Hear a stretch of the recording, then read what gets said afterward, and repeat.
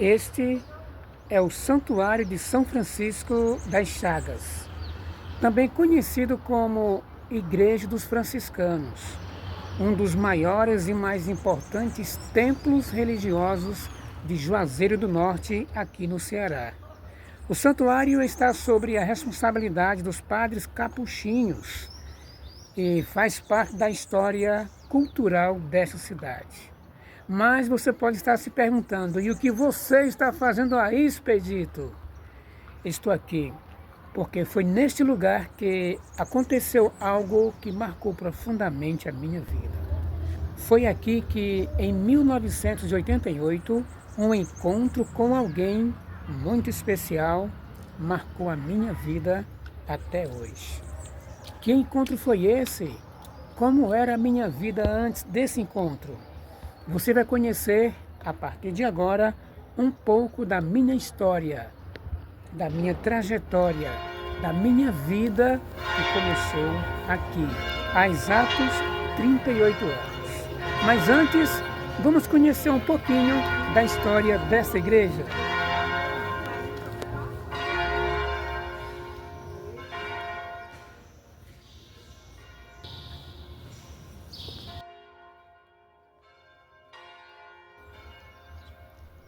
No coração de Juazeiro do Norte, em meio à fé simples do povo nordestino e às romarias que moldaram a identidade desta cidade, ergue-se um dos mais importantes templos religiosos do Ceará, o Santuário de São Francisco das Chagas, conhecido popularmente como Igreja dos Franciscanos.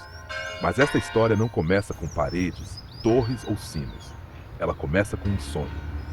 No final da década de 1940, Juazeiro do Norte vivia intensa movimentação religiosa. A cidade crescia impulsionada pela fé popular, especialmente ligada às romarias e à presença marcante do catolicismo no Cariri. Foi nesse contexto que chegaram à cidade os frades capuchinhos, ramo da ordem franciscana, trazendo consigo o desejo de estabelecer não apenas uma igreja, mas um santuário dedicado a São Francisco de Assis, símbolo de simplicidade, humildade e amor aos pobres. A proposta era ousada: construir um grande templo que fosse, ao mesmo tempo, espaço de oração, acolhimento e testemunho vivo da espiritualidade franciscana. Micheline, a cerimônia de lançamento da pedra fundamental dessa igreja foi no ano 50, exatamente no dia 6 de janeiro, infelizmente marcada por uma tragédia. O que aconteceu nesse dia? Nesse dia, o padre Joviniano ele foi assassinado.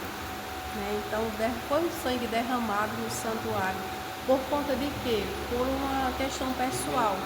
Um homem que já era casado e também a pessoa com a qual ele queria casar já era também casados, ambos, Então queriam se unir e eles queriam se unir em matrimônio. Então o padre proibiu terminantemente de ser feita a cerimônia desse casamento e vai contra o mandamento da igreja, contra os mandamentos de Deus. Então esse sangue derramado aqui nesse santuário. O que eu achei interessante é que o sangue do Monsenhor foi derramado para defender uma doutrina, segundo a Bíblia, questão do adultério, Sim. Da própria Bíblia. Então, a pedra fundamental dessa igreja foi marcada com sangue.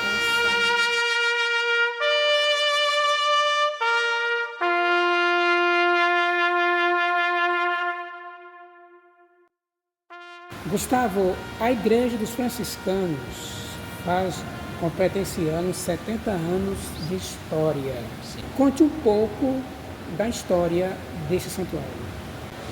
Esse santuário ele é baseado justamente em pessoas passadas, antigas, pessoas que passaram por aqui. Nós estamos exatamente nessa exposição de 70 anos, onde entram muitas pessoas que vivenciaram, através dos seus pais também, e dizem sempre que cada um trouxeram um pedaço de uma pedrinha, ou então uma pedrona, para que fosse construído esse santuário. Isso aí é uma história que os antigos falavam, inclusive o meu sogro carregou pedras do horto para ajudar na construção dessa igreja, para colocar nos alicerces. A pedra fundamental do santuário foi lançada em 6 de janeiro de 1950. A partir daquele momento, a obra passou a ser também uma construção coletiva. Cada tijolo erguido carregava a contribuição do povo simples, doações, promessas, sacrifícios silenciosos. Um dos detalhes mais impressionantes do santuário está no teto. Dezenas de estrelas, cada uma trazendo o nome de pessoas que contribuíram para a construção da igreja. Não são apenas ornamentos, são testemunhos silenciosos de fé. Ali estão registrados nomes de famílias simples, devotos anônimos, pessoas que talvez não tenham deixado heranças materiais, mas deixaram algo maior, sua marca na história espiritual da cidade.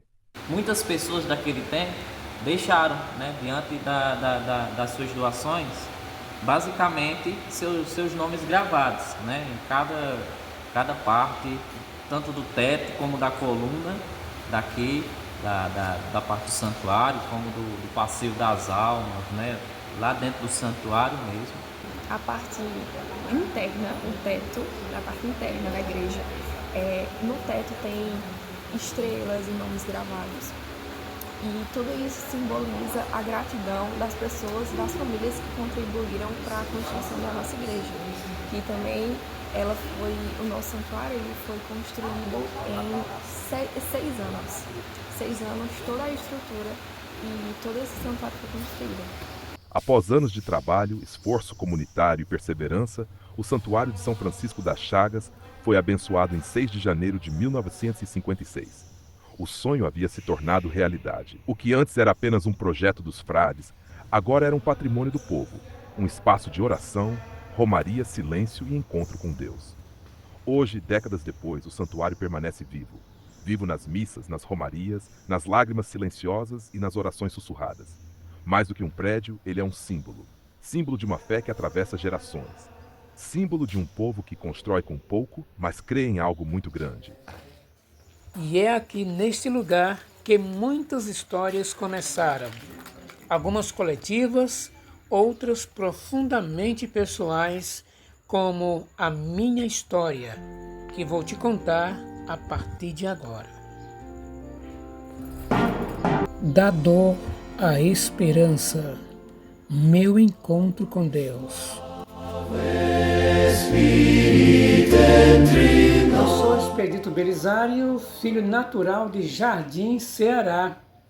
Deus me trouxe à existência em 1973 e em 79 fui com a família morar em Juazeiro do Norte.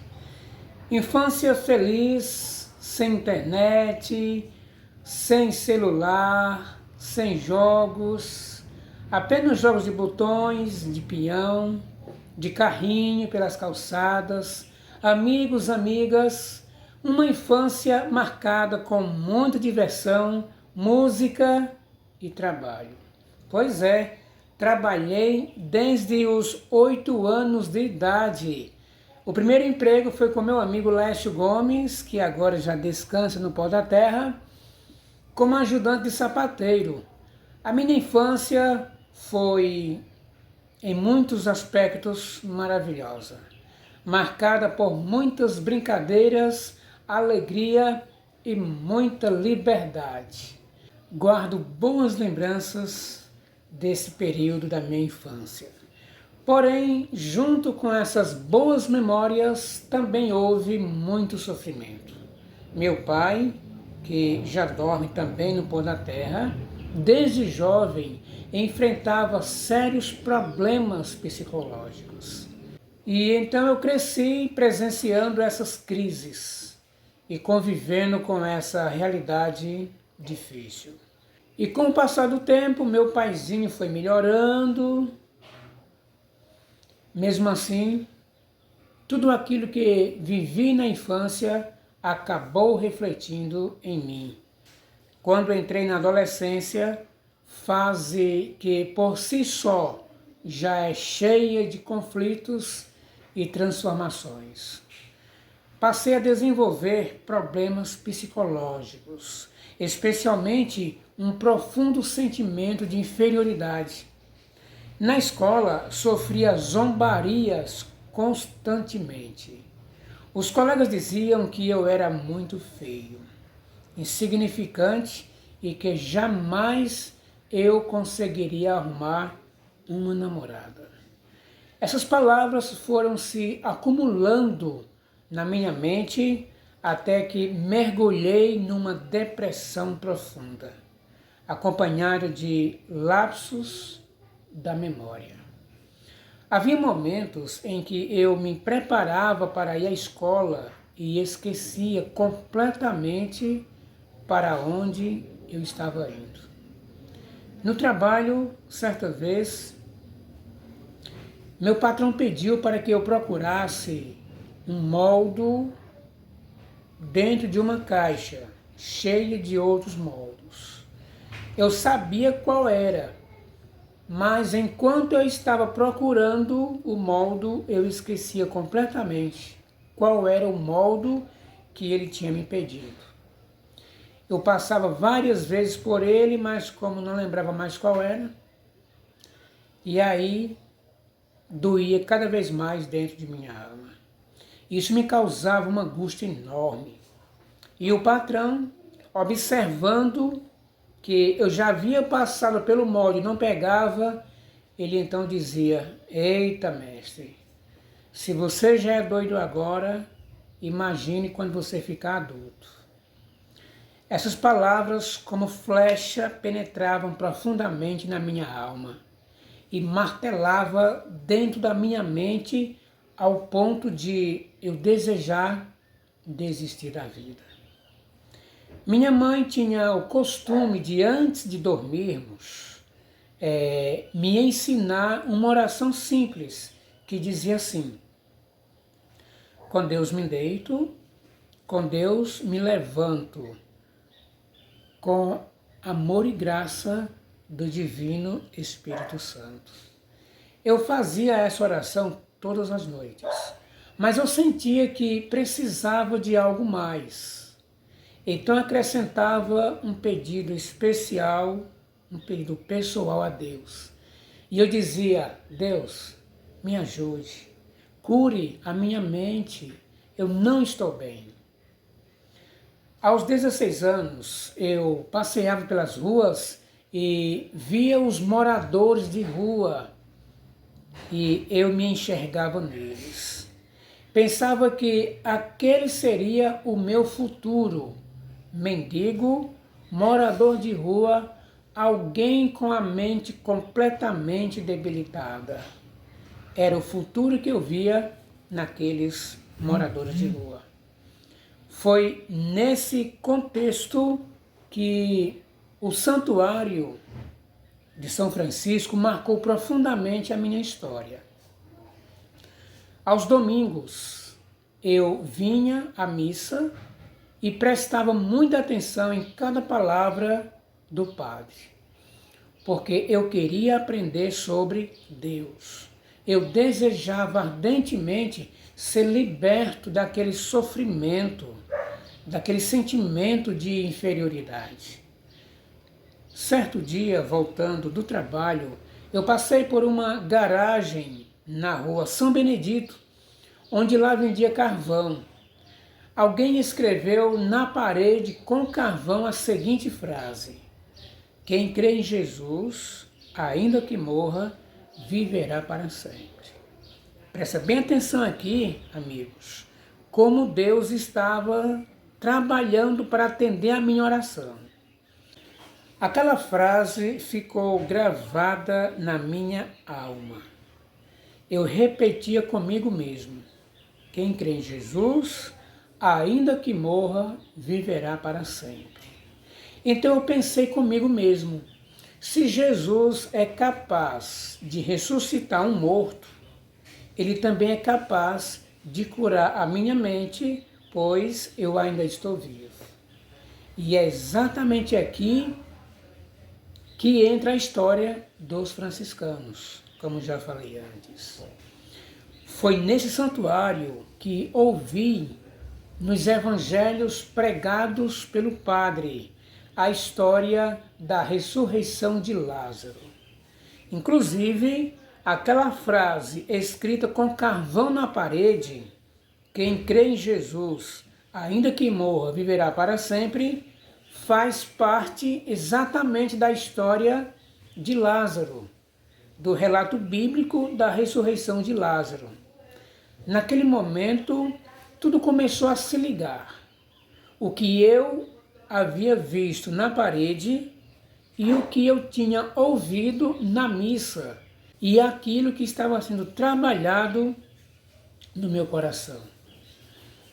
Ali eu percebi como o Espírito Santo atua na busca de todos nós, seres humanos, fracos e pecadores. Passei a meditar profundamente sobre a morte e a ressurreição de Lázaro. E então surgiu uma pergunta decisiva dentro de mim. O que é crer em Jesus? Eu precisava crer em Jesus para Ele solucionar o meu grande problema, que era o sentimento de inferioridade e a depressão. Seguindo do trabalho para casa, em outra esquina, eu ouvi duas mulheres conversando, quando uma disse à outra: se Deus é por nós, quem será contra nós? Naquele instante, juntei tudo. A frase da parede, as palavras daquelas mulheres e o que o padre falou na missa. Aquilo me trouxe um ânimo enorme.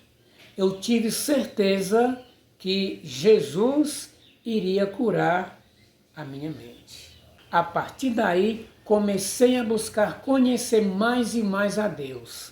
A primeira vez que alguém abriu a Bíblia para mim foi a minha vizinha, a dona Bilinha, uma mulher piedosa e católica. Ela leu alguns textos bíblicos e eu passei a ter uma sede desesperadora da palavra de Deus. Eu queria saber quem era Deus, quem era Jesus e o que realmente significava crer nele. Continuei frequentando a missa e prestando muita atenção em tudo nas palavras que o padre falava. Foi então que na escola, no mesmo lugar onde antes eu sofria zombarias, conheci uma jovem chamada Neuma Pereira. O testemunho dela, o comportamento, o modo de falar e de se vestir chamaram minha atenção. Eu descobri que ela era adventista do 7º dia e me fez um convite para ir à sua igreja. Aquele convite me deixou imensamente feliz. Pela primeira vez, me senti importante e especial. E numa tarde de sábado, em 1988, fui à Igreja Adventista do 7º dia. Ao chegar, o primeiro hino que ouvi foi Sempre Alegre, do Inário Cantai ao Senhor. Aquela música dizia exatamente tudo o que eu precisava ouvir. Saí dali transformado, em nome de Jesus, encontrando a razão de viver na pessoa de Cristo. Então surgiu agora o conflito religioso. E agora?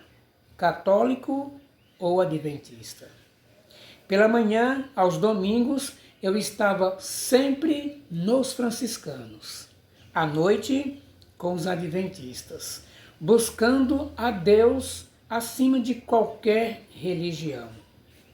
Pois entendi que a Igreja de Deus somos nós, individualmente. Certo dia, cheguei novamente a este santuário. E eu me recordo que foi exatamente sentado aqui nessa calçada. Eu já não queria mais entrar lá dentro, mas devido aos conhecimentos que adquiri como católico, havia aquele temor de quem sabe está errado. Então eu sentei aqui para assistir a última missa aqui nessa igreja. E olha como Deus trabalha. Fiquei ouvindo o padre, que contou a história de um homem muito bom que vivia no mato ele não tinha igreja nem religião, mas que ao morrer foi salvo. O padre concluiu a sua mensagem dizendo: não importa a religião, a doutrina que você segue, o importante é você estar de bem com Deus, obedecer a Deus e fazer a sua vontade. Aquilo foi decisivo para a minha decisão. Eu entendi. O padre disse que não importa onde eu esteja, o que é importante era estar obedecendo a Deus. Entendi que poderia caminhar com os adventistas do sétimo dia, sem negar tudo o que Deus já havia feito por mim até ali. Deus tinha falado comigo por meio de frases na parede, da pregação do padre nos franciscanos, da conversa entre duas mulheres na rua, do convite para ir até a igreja adventista e, por fim, pelas palavras do próprio padre.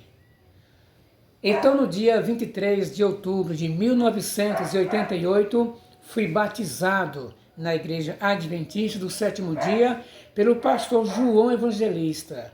Hoje já são 38 anos de caminhada, buscando conhecer cada dia mais a Deus.